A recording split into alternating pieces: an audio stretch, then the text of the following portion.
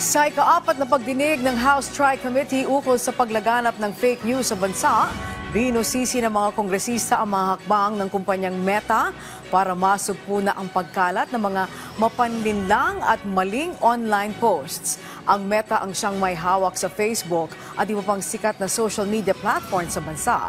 Si Mela Lesmora sa Sentro ng Balita Live. Angelique, ipinaliwanag nga ng kumpanyang Meta ang kanilang mga hakbang para malabanan ang pagkalat ng fake news online. At sa panig naman ng mga kongresista, patuloy ang kanilang paalala sa publiko na mag-ingat at maging mapanuri lalo na ngayong nalalapit na ang Hatol ng Bayan 2025. Sa pagpapatuloy ng pagdinig ng House Tri-Committee, iginiit ni House Committee on Information and Communications Technology Vice Chair Johnny Pimentel na mas tumindi pa ang pagkalat ng fake news, disinformation at misinformation ngayong panahon ng eleksyon.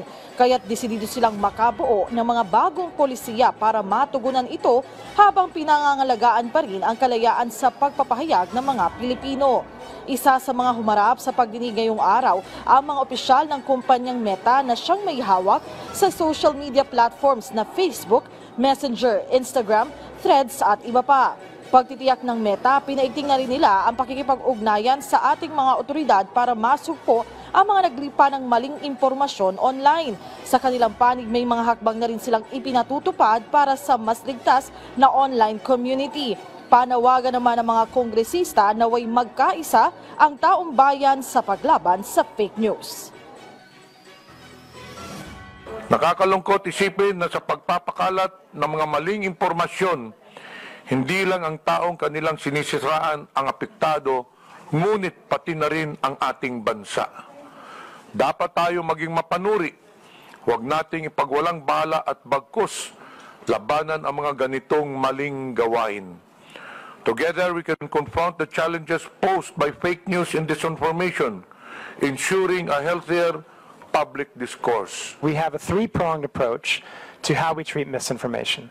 Number one, we remove the most harmful misinformation that can lead to offline physical violence. Number two, we reduce the distribution of misinformation if it is found to be false by one of our third-party fact checkers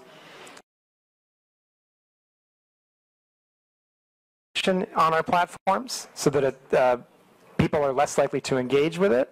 And number three is we seek to inform. If people have engaged with misinformation on our platforms, we want them to be informed that they have indeed done so. Angelique, kani-kanina lamang bago tayo umere ay isa sa mga mainit na pag-usapan din dito sa pagdinig ay iginigiit ng mga kongresista na dapat ay may lokal na tanggapan at entity rin ang Facebook dito nga sa Pilipinas, lalo pat isa sila sa may pinakamalaking social media users na social media platform sa bansa. At kani-kanina lamang din ay dumating dito sa pagdinig ang dating Vice Presidente at media personality na si Noli De Castro para pariin sa talakayan ukol sa paglaban sa fake news. Angelique? Okay, maraming salamat, Mela Lesmora.